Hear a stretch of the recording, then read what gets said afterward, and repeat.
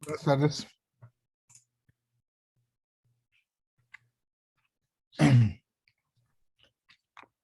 Bueno, buenas tardes.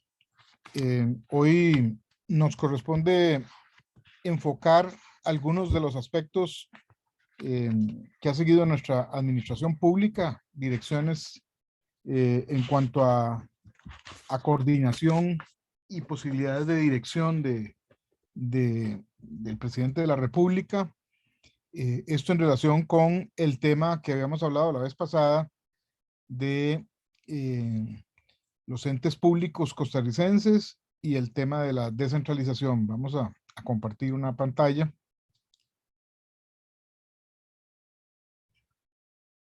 Bien.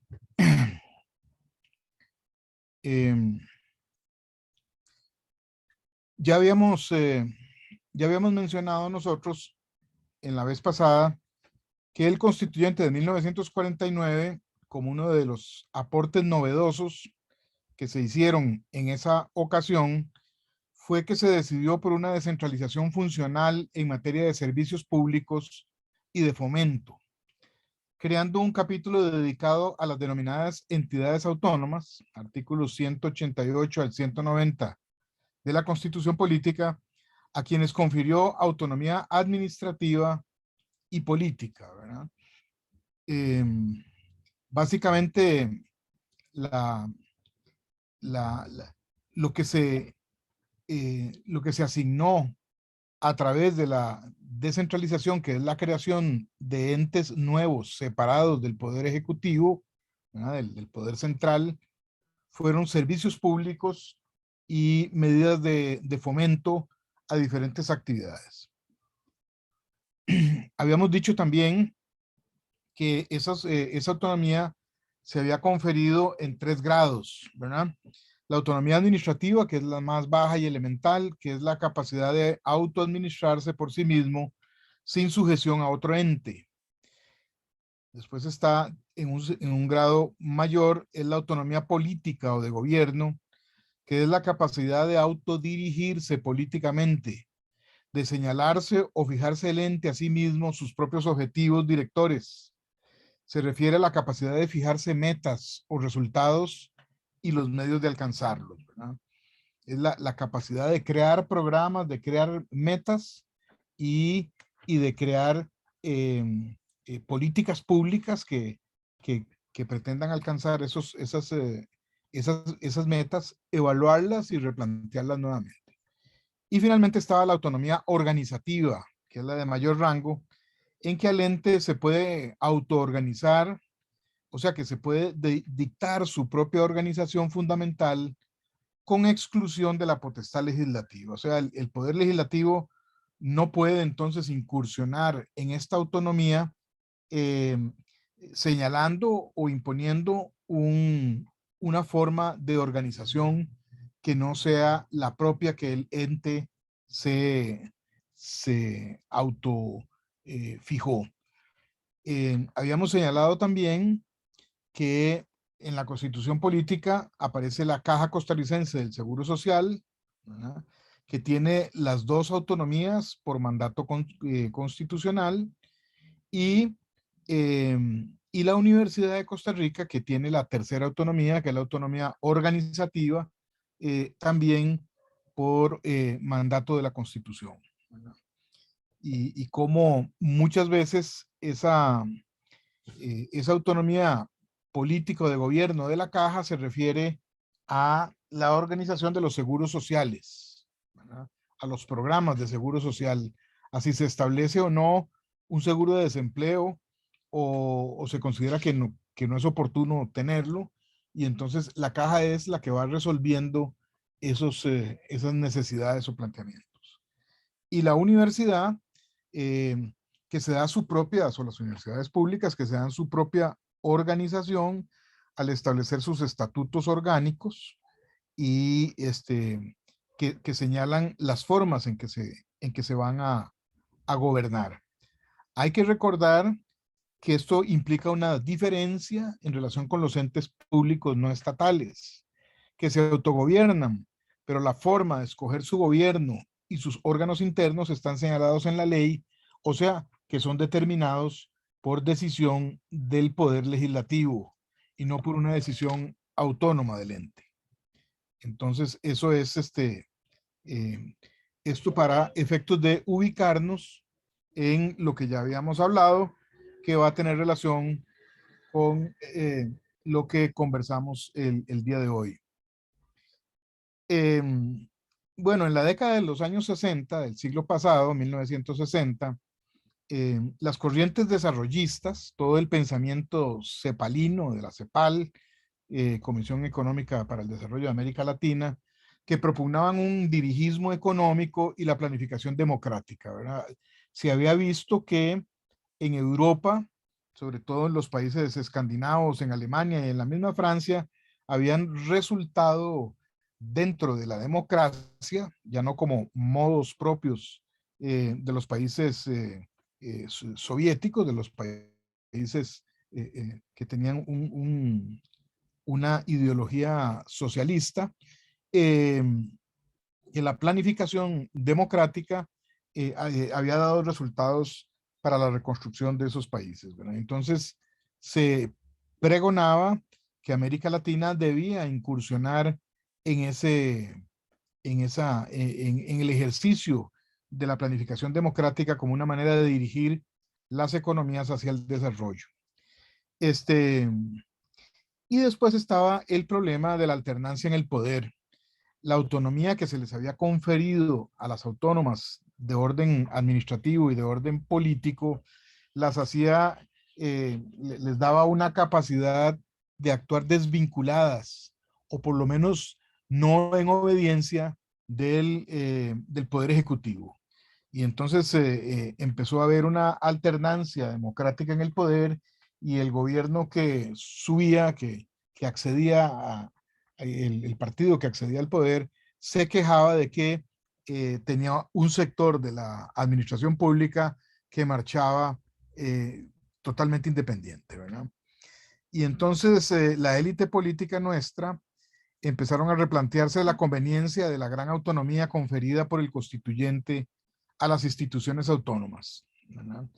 Eh, y bueno, el mismo Rodrigo Facio, que ya en esos entonces era un partidario decidido de la planificación democrática, empezó a decir pues que tal vez se les había ido la mano en la Constitución del 49 con respecto de la independencia de las instituciones autónomas, que bueno, como se sabe también, son las que desarrollan, las que tenían el peso en ese momento de desarrollar la extensión de los servicios públicos y de empezar a implementar los servicios que caracterizan al Estado social y al Estado benefactor, ¿verdad?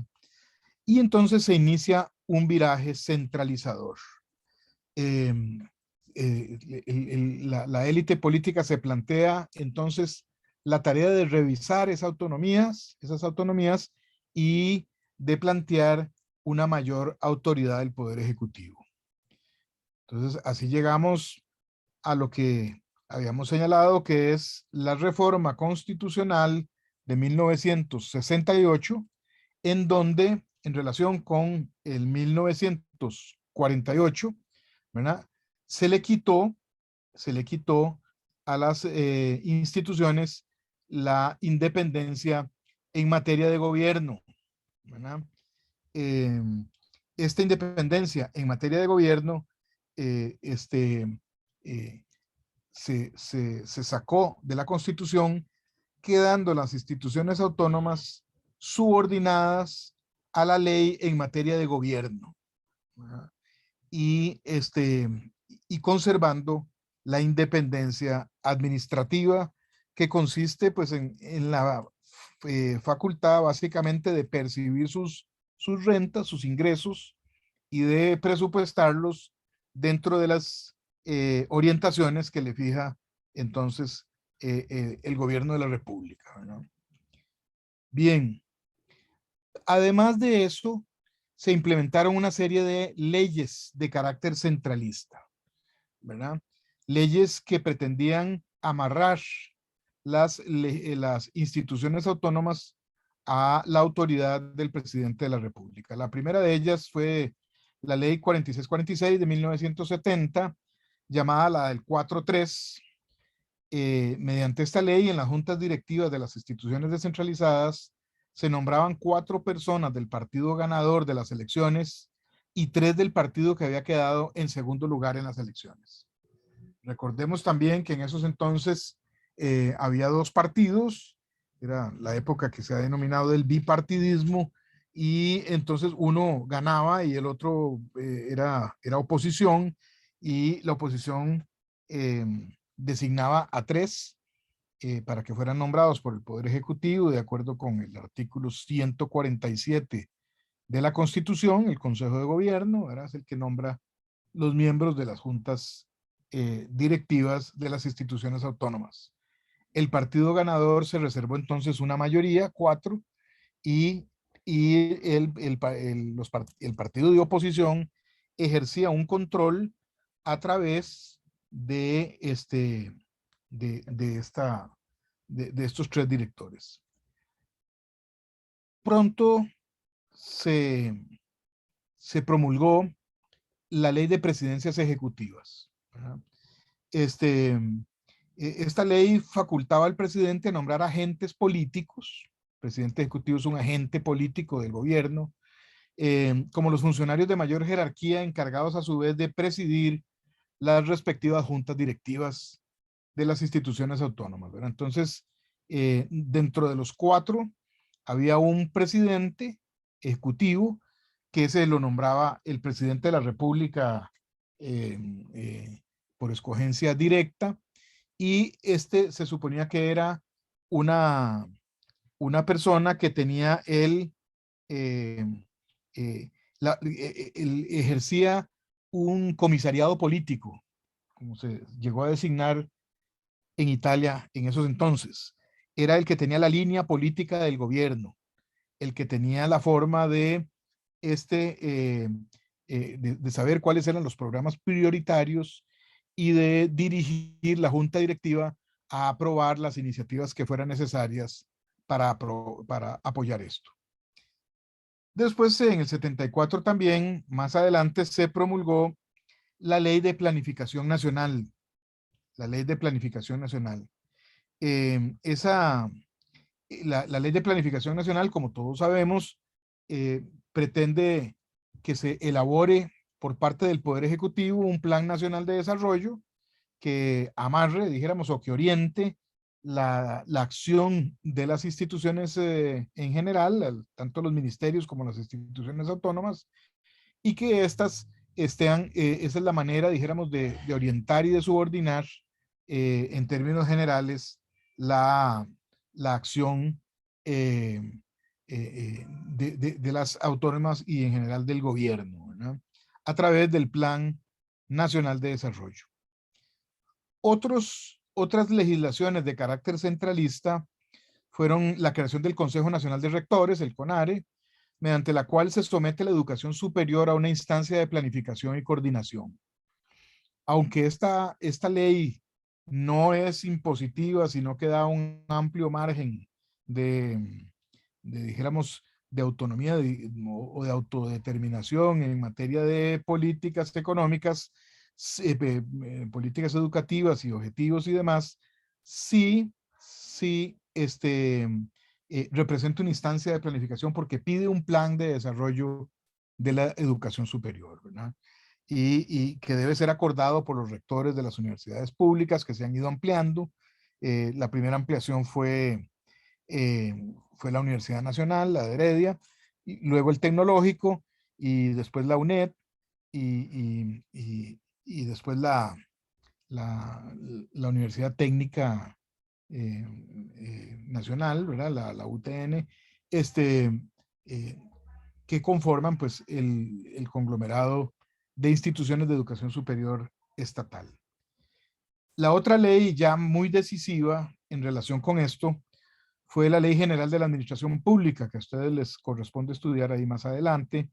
Eso fue en 1976. Todas estas leyes fueron prácticamente en el periodo de don Daniel Oduber, presidente por el Partido de Liberación Nacional, que tenía un pensamiento dijéramos, socialdemócrata de izquierda y muy estatista, ¿verdad? Él consideraba que el desarrollo de América Latina, la carga fundamental tenía que estar en el Estado y que el Estado era el agente principal para la solución de los problemas del desarrollo. Y entonces, en esta ley, entre muchas otras cosas, se consagra la sectorialización al establecer la dirección gubernamental del presidente y su ministro sobre grupos de entes de la administración descentralizada. Este es uno de los principales aportes, pero también habría que señalar ahí que no solo la sectorialización, sino su instrumento más, más adecuado, que es básicamente la dirección gubernamental, la posibilidad de que el poder central le gire directrices a las instituciones autónomas, que son mandatos especiales, diferentes de órdenes, pero que son mandatos obligatorios y que vamos a analizar ahora un poco más en detalle. La Ley General de la Administración Pública es una ley centralista, no solo por estos dos datos, la sectorialización y la capacidad de girar directrices, sino también porque convierten el Consejo de Gobierno en un órgano subordinado al presidente, en un órgano asesor, ¿verdad? Que no puede tomar acuerdos en contra de la voluntad del presidente. Eh, le da al presidente un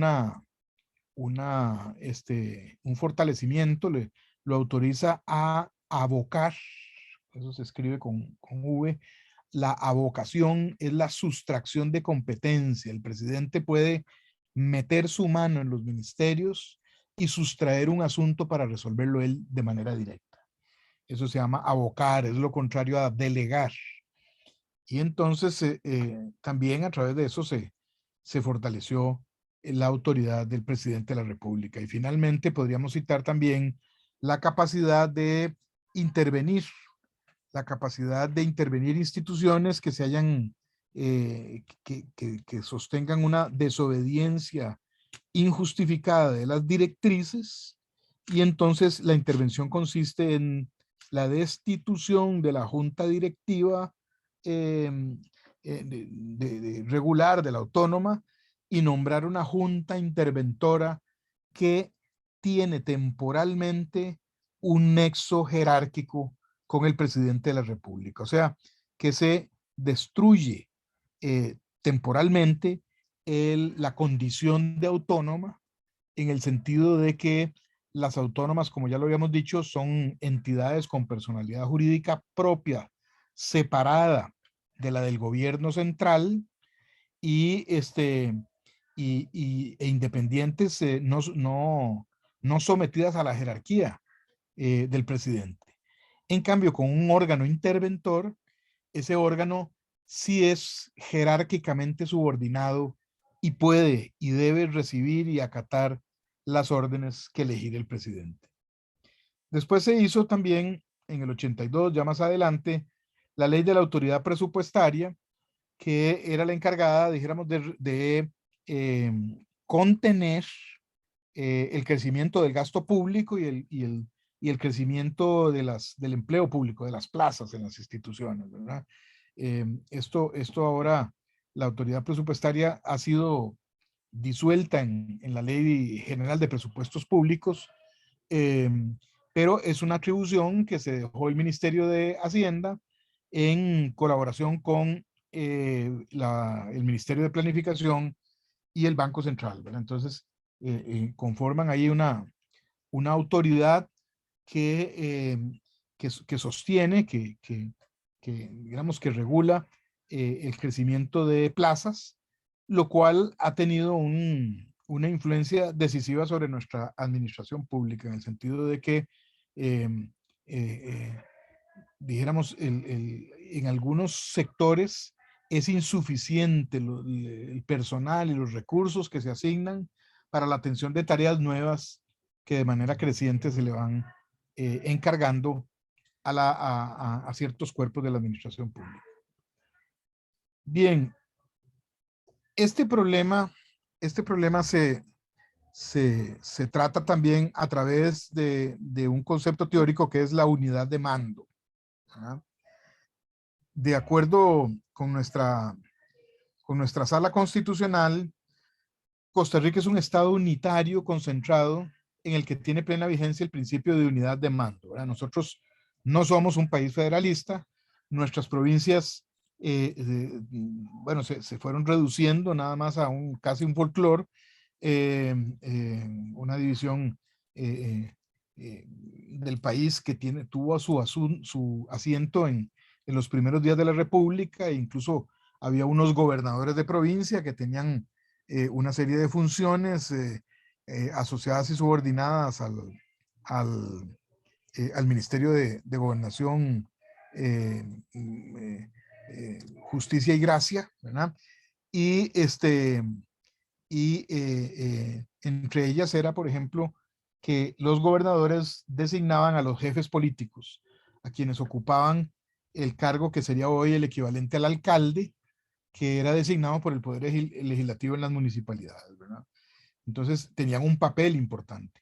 Fueron perdiendo protagonismo hasta que hoy por hoy ya no existen las gobernaciones y las provincias son apenas un tema de, no sé, de equipos de fútbol, ¿verdad? Y de folclore, de dónde somos cada quien. Este principio de la unidad de mando significa que tanto el gobierno como la administración tienen como cabeza común al presidente de la República, quien puede actuar en forma unipersonal básicamente para ciertos asuntos políticos o conjuntamente con el respectivo ministro, rector del sector o ramo administrativo como su obligado colaborador.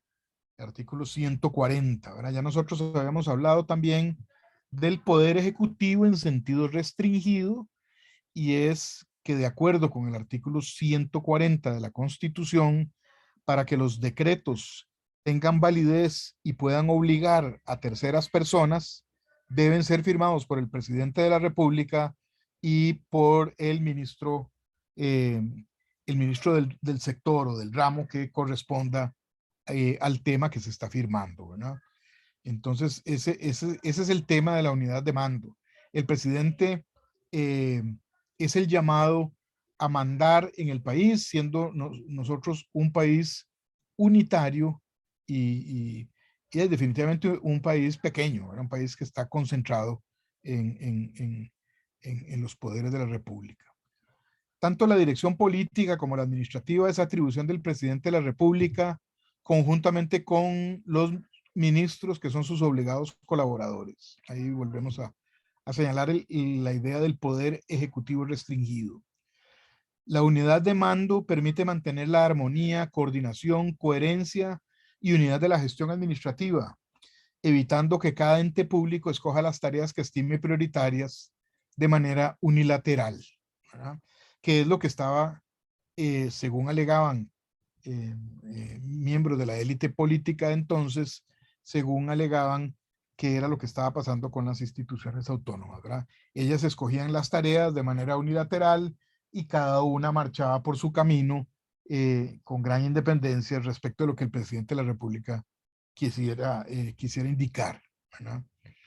Bien, entonces esa dirección política es esa atribución del presidente, la posibilidad de orientar como un conjunto a toda la administración pública. Y entonces se crea ahí, se da también lo que se llama la dirección gubernamental en asocio con esto, ¿verdad?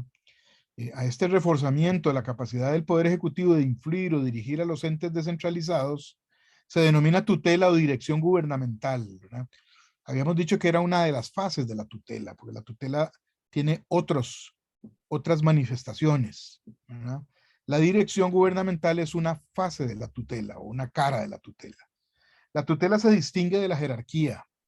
El ente descentralizado no es, por definición, ¿verdad?, un subordinado de la administración central. No recibe órdenes concretas, sino directrices. Las directrices son mandatos especiales, vinculantes, que establecen fines, objetivos y metas, ¿verdad?, que es propio de la autonomía política, pero que permiten discrecionalidad en su modo de cumplirlos. O sea, que a pesar de que son vinculantes, que son obligatorios, las directrices permiten al ente que tenga, que use su propio juicio sobre la manera de cumplirlos. No es una orden que debe ser obedecida de inmediato, ¿verdad? Sino más bien es una indicación vinculante, pero que permite una flexibilidad sobre el modo de cumplirla, sobre con qué tipo de programa se cumple, se realiza, qué recursos se le destinan. eh, eh, Básicamente, eh, eh, eh, puede escoger el dirigido la manera de cumplir. Bien, esta, esta dirección gubernamental se distingue de la jerarquía, ¿verdad? Ya lo hemos dicho de que las autónomas no están subordinadas jerárquicamente al poder ejecutivo. La jerarquía, por el contrario, ¿verdad?, es un vínculo de autoridad que implica un comando permanente, continuo y sobre la totalidad de la actividad de los órganos y agentes situados en el escalón inferior. ¿Verdad? El jerarca, el jefe, está permanentemente vigilando la actividad y puede hacer indicaciones. Puede decir, mire, no me gusta eso que está haciendo, hágalo diferente. En relación con X asunto, resuélvalo de Y manera, ¿verdad? Entonces, se trata de indicaciones concretas día a día, ¿verdad?, en cada momento, al inferior para que cumpla su trabajo. Casi se diría que no hay una discrecionalidad en el sentido que sí la hay con la dirección gubernamental. La jerarquía se traduce en un poder de mando que implica un deber de obediencia. Esa es la contracara de la jerarquía, ¿verdad? Si yo estoy en una relación jerárquica, uno manda y el otro obedece, ¿verdad? Tengo un deber de obediencia y la capacidad de dar órdenes concretas e instrucciones sobre el modo de cumplir las tareas. Una orden concreta, como les dije, es básicamente decirle, mire, el asunto X, resuélvalo de Y manera, ¿verdad? Bien,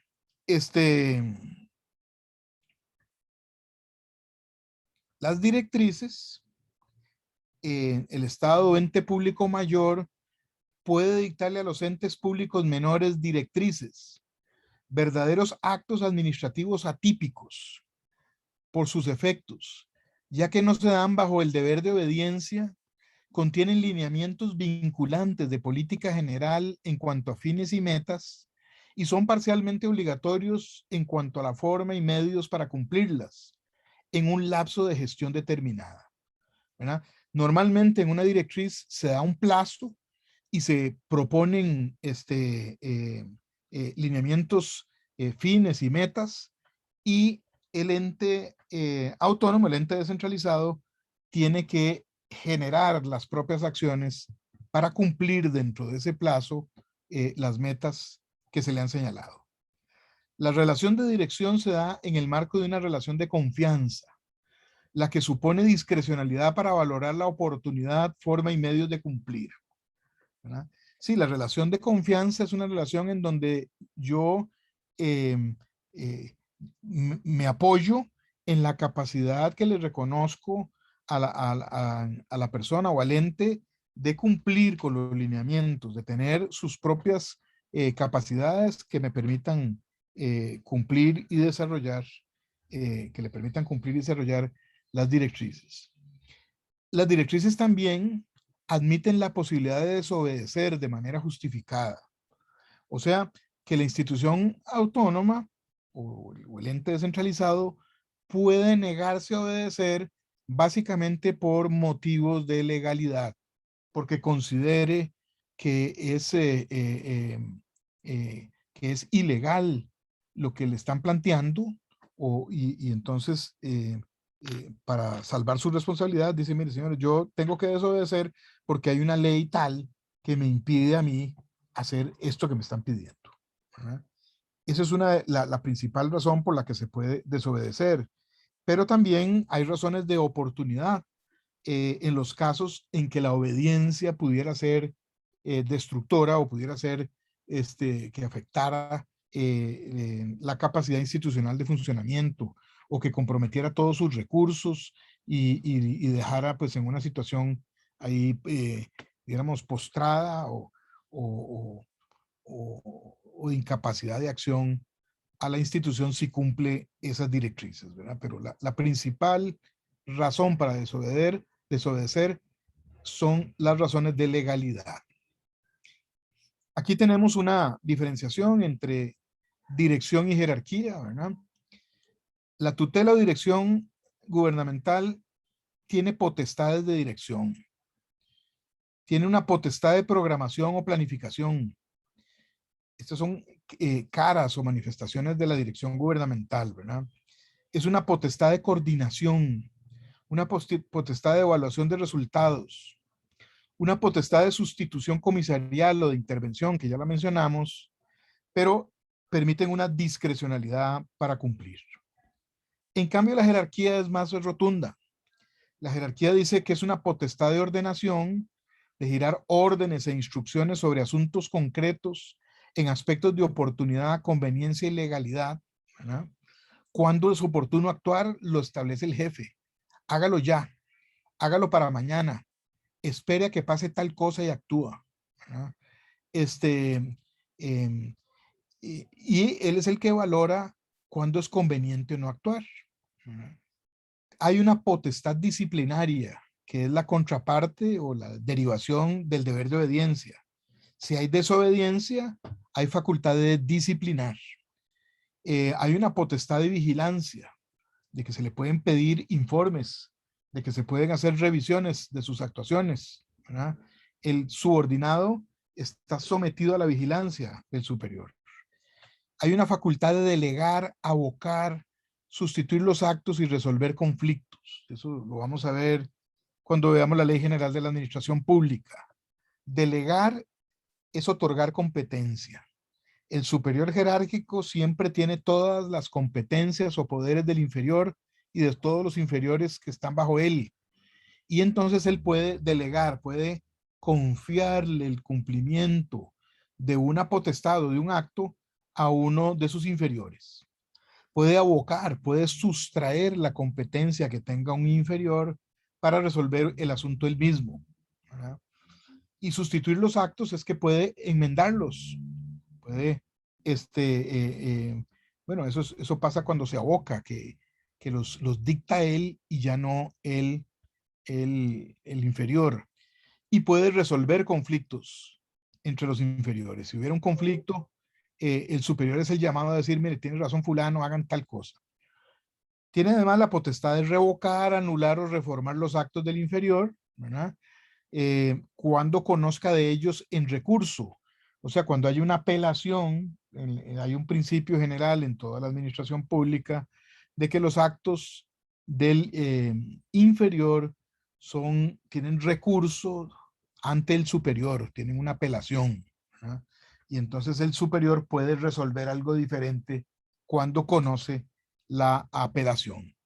Eso es revocar, reformar los actos del inferior.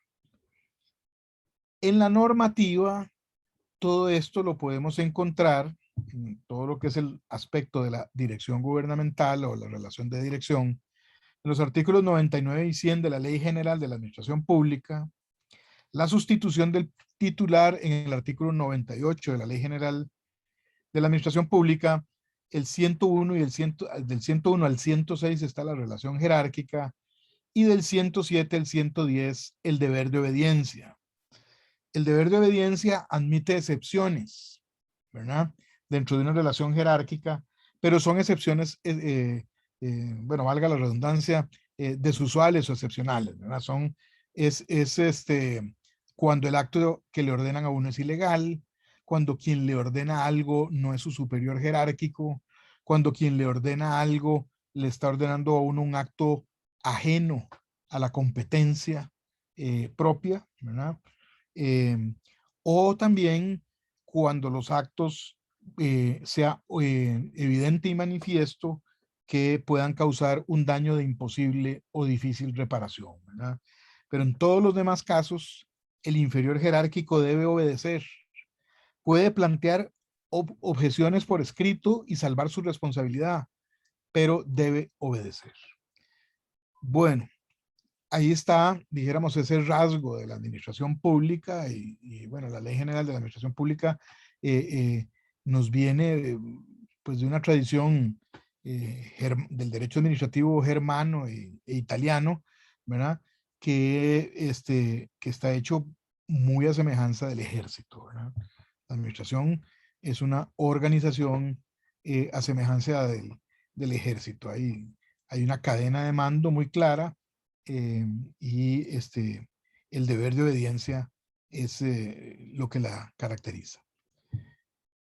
Bien, en el artículo 26 de la Ley General de la Administración Pública se consagra la dirección política del presidente, ¿verdad? Ahí entre las atribuciones que el presidente tiene está la de dirigir y coordinar las tareas de gobierno y de la administración pública central en su total conjunto.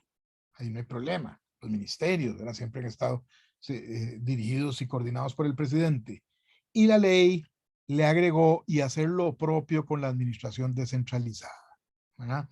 ¿Qué es ese hacer lo propio? Bueno, efectivamente ejercer la relación de dirección, ¿verdad? Que eso es algo que, como les dije, está desarrollado en los artículos 99 y 100 de la Ley General de la Administración Pública. En el artículo 27.1 de la Ley General de la Administración Pública se señala que corresponderá a los ministros, conjuntamente con el presidente de la República, vean ustedes, el Poder Ejecutivo en forma restringida, las atribuciones que le señala la Constitución y las leyes. Y le agregó dirigir y coordinar la administración tanto central como en su caso descentralizada del respectivo ramo. Y entonces ahí creó los sectores de la administración pública, que son básicamente agrupamientos de instituciones regidas por un ministro y el presidente, el ministro del ramo y el presidente, por afinidad de materia, ¿verdad? Y que sostienen o aplican la dirección gubernamental, las, las directrices. Bien, el artículo 99 de la Ley General de la Administración Pública nos dice que habrá relación de dirección cuando dos órganos de administración activa, esos órganos de administración activa, ¿cuáles son? Son los que ejecutan programas, los que tienen competencias que se proyectan a terceros. La otra administración es la administración contralora, la administración que controla las actuaciones internas de la administración, cuya actuación no se proyecta a terceros, ¿verdad? O la administración legislativa o judicial. Son administraciones que no tienen una proyección. La relación de dirección se tiene que dar entre órganos de administración activa, que dice, tengan diversa competencia por razón de la materia. Sí, el presidente y el ministro tienen una competencia propia diferente de la de una autónoma, ¿verdad? El Ministerio de Obras Públicas y Transportes, que puede ser el que rige el sector de la infraestructura, no distribuye agua potable, ¿verdad? Entonces tienen una diferente competencia. Dice, y uno de ellos, el órgano director, pueda ordenar la actividad, pero no los actos del otro, ¿verdad? Ordena la actividad en una forma política, metas, fines y medios, pero no los actos. ¿Cuáles actos? Los actos concretos del otro, imponiéndole las metas de la misma y los tipos de medios que habrá de emplear para realizarlas, dentro de una relación de confianza incompatible con órdenes, instrucciones o circulares. O sea, las instrucciones son básicamente órdenes escritas, ¿verdad? Y concretas, y las circulares pues son órdenes generales también de carácter escrito. Entonces, la relación de dirección en lo que señala el artículo 99 de la Ley General de la Administración Pública, establece, ¿verdad?, una diferencia ya de inicio con la relación jerárquica. No hay un deber de obediencia, ¿verdad?, en el sentido estricto, aunque sí son mandatos, y son mandatos que deben ser atendidos. El artículo 100 de la Ley General de la Administración Pública nos dice que cuando un órgano tenga potestad de dirección sobre otro, podrá impartirle directrices, así se llaman, que no son órdenes concretas, ¿verdad? Ya lo hemos dicho. Vigilar su cumplimiento y sancionar con la remoción al titular que falte a las mismas en forma reiterada y grave, sin justificar la inobservancia. O sea, la falta sí se sanciona, pero se sanciona cuando haya una reiteración y actuación no justificada. El órgano director dice, no tendrá como tal potestad jerárquica sobre el dirigido, y este tendrá en todo caso discrecionalidad para aplicar las directrices de acuerdo con las circunstancias. Ahí está la relación de confianza. Tiene una discrecionalidad para aplicar las directrices, o sea, puede escoger el momento, escoger los medios, escoger la intensidad de la intervención, siempre en la dirección de las directrices, pero con una discrecionalidad, con una capacidad de programar ese cumplimiento. Y no es una orden que es una orden, cuando se las dan a uno, es una orden literal que debe ser cumplida de inmediato, ¿verdad? El artículo 98 de la Ley General de la Administración Pública nos habla de la sustitución del titular o la intervención. Ese lo pueden ver ustedes en la ley, lo consultan en internet, ¿verdad? La Ley General de la Administración Pública, pero básicamente dice que el Poder Ejecutivo puede remover y sustituir sin responsabilidad para el Estado, o sea, sin pagar indemnizaciones, ni prestaciones, ni nada, al inferior no jerárquico. ¿Ah? ¿Quién es el inferior no jerárquico? Pues básicamente o el gerente de una institución descentralizada o su junta directiva, ¿verdad? Individual o colegiado. Colegiado es la junta directiva. Un colegio es un órgano que está integrado por una pluralidad de personas. Dice que desobedezca las directrices sin justificación satisfactoria. Se nombra un sustituto que depende jerárquicamente del Poder Ejecutivo, ¿verdad? Y ese sustituto tiene poderes limitados, no son poderes ilimitados. Los poderes del sustituto, del interventor, se limitan a lo estrictamente indispensable al restablecimiento de la armonía de la normalidad administrativa bajo pena de incurrir en nulidad. Esta frase, poco alambicada, copiada del derecho italiano, lo que, y traducida ahí, bueno, no es muy precisa, lo que ha querido significar es básicamente que el órgano interventor tiene los poderes necesarios para poner al órgano, al ente descentralizado en la dirección de las directrices, de ponerlo a cumplir las directrices. Entonces es en elaborar los planes, en implementarlos, en asignar los recursos y en darle el arranque hacia hacia esas metas y fines. No puede empezar a hacer una reestructuración completa del ente, por ejemplo. No puede despedir masivamente. No puede cambiar su estructura interna, ¿verdad?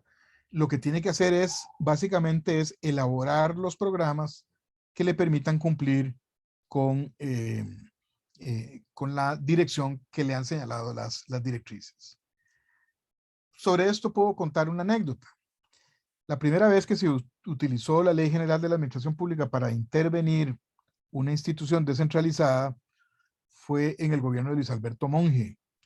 Hay que recordar que la ley había sido un producto del gobierno de Daniel Oduber y durante el gobierno de Carazo se puso en el congelador la Ley General de la Administración Pública por dos razones fundamentales. Una era que un mito, ¿verdad? En el sentido de que decían que Daniel Oduber había dejado la ley para seguir gobernando desde afuera, ¿verdad? Entrabando toda la administración pública, porque ya establecía una regulación sobre los actos administrativos y establecía recursos sobre las actuaciones de la administración y demás, y que eso era, digamos, en el pensamiento viejo, más autoritario, someter el Estado al derecho era un problema, era entrabarlo, ¿verdad? Pero sobre todo también porque se carecía de abogados en formación de derecho administrativo. La Escuela de Derecho de la Universidad de Costa Rica tuvo que empezar a formar abogados con énfasis en el derecho administrativo para poder empezar a aplicar la ley. Entonces, en el gobierno de Luis Alberto Monge, que fue después de que pasó el gobierno de Carazo, en el 78-82, por ahí del año 79, se le había hecho indicaciones al presidente ejecutivo de Acueductos y Alcantarillado de que tenía que resolver el problema de abastecimiento del área de agua del área metropolitana. En esos entonces se hacía el razonamiento de que el agua tiene que ver con la salud y que sin el agua no hay salud, entonces se nombraba un médico de presidente ejecutivo de Acueductos y Alcantarillado. Era todavía no había adquirido eh, la importancia que debe ir adquiriendo crecientemente la administración pública, ¿verdad? Eso es un tema de elaboración de políticas públicas y de gestión pública, y es un tema de administración más que de medicina, ¿verdad? Y bueno, el señor que había sido diputado eh, encontró que era más fácil hacer acueductos rurales. El acueducto rural, usted pone una pila ahí donde en la fuente de agua, eh, llena la pila, después la pasa a otra pila donde la somete a la purificación, pone una tubería y le hace ramales y en poco tiempo está inaugurado un acueducto rural. Casi que cada 3 meses había un acueducto rural en algún lado que inaugurar y eso le daba notoriedad mediática, empezaba a ser importante ya en esos tiempos.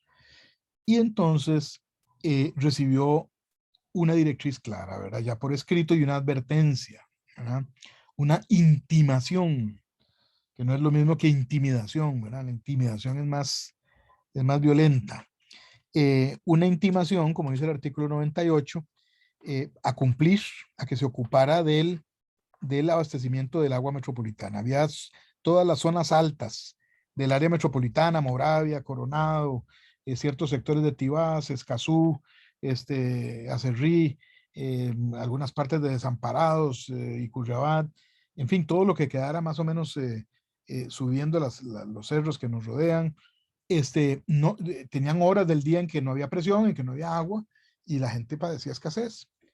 Y eso desde luego requería un proyecto, digamos, de alto alcance, de envergadura, eh, obras de ingeniería, como se hicieron, ¿verdad? De traer el agua desde Tucurrique y desde el lado del Reventazón, etcétera, por unos túneles que hay, a unos depósitos que están en los lugares, en las alturas. Era todo un trabajo importante, era un enorme proyecto para el que el señor médico no tenía el voltaje, la capacidad gerencial para hacerlo. Le dieron las 3 intimaciones y no las cumplió, y entonces se dictó la, la intervención, ¿verdad? El presidente de la República nombró una junta directiva interventora, puso a su vicepresidente, a don Alberto Faid, el ingeniero Alberto Faid, que era un hombre muy ejecutivo, que inmediatamente formuló el plan de abastecimiento del área metropolitana e hicieron un acueducto, se me olvida el nombre en este momento, famoso, que viene por túneles desde la zona ya de Tucurrique por la cuenca del volcán, perdón, del río Reventazón hasta San José, ¿verdad? Y entonces eso es lo que es una intervención. En algún momento, el vicepresidente interventor decidió hacer una reestructuración del instituto y empezaron a aplicar ahí despidos y demás. Se recurrió a la Corte Suprema de Justicia, ya estaba la Sala Constitucional estrenándose, era en el 78, y no, perdón, fue la Corte Suprema de Justicia, y la Corte Suprema de Justicia falló en su carácter de Corte Constitucional, falló que esos poderes estaban extralimitados, que no podía hacer una reestructuración interna, sino que lo que debía hacer era nada más implementar el programa y todas las medidas que requiriera la implementación del programa, como era ser una unidad ejecutora y otras cosas. Entonces, ese es un ejemplo de cómo han funcionado las intervenciones. Desde entonces se han intervenido muchas instituciones descentralizadas, ¿verdad? Habdeba, el Banco Popular, el INBU. eh, ha habido importantes intervenciones, ¿verdad? Bueno, el Infocop hace poco, creo que el IFAM en alguna oportunidad, han sido objeto de intervención del Poder Ejecutivo cuando hay desobediencia injustificada de directrices y que se desoyen las 3 advertencias que señala el artículo 98 de la Ley General de la Administración Pública. Bueno, eso es una faceta de la tutela, una muy fuerte, sin duda alguna, ¿verdad? Pero la tutela también tiene la potestad de planificación o programación, ¿verdad? Que es el proceso de definición por el Poder Ejecutivo de los grandes objetivos, metas y fines, ¿verdad? De mediano y de largo plazo. Todavía nosotros no hemos podido llegar a largo plazo, ¿verdad? Así como de los métodos y modos de alcanzarlos a nivel nacional, sectorial o regional, que orientarán la acción del sector público, ¿verdad? Básicamente, la planificación se refiere a el poder central, a los ministerios y a los entes descentralizados, y excluye a las municipalidades, a quienes se les puede proponer adherirse voluntariamente a ciertos planes y programas que estén en el Plan Nacional de Desarrollo, ¿verdad? Pero es una adhesión voluntaria, porque ya habíamos visto la vez pasada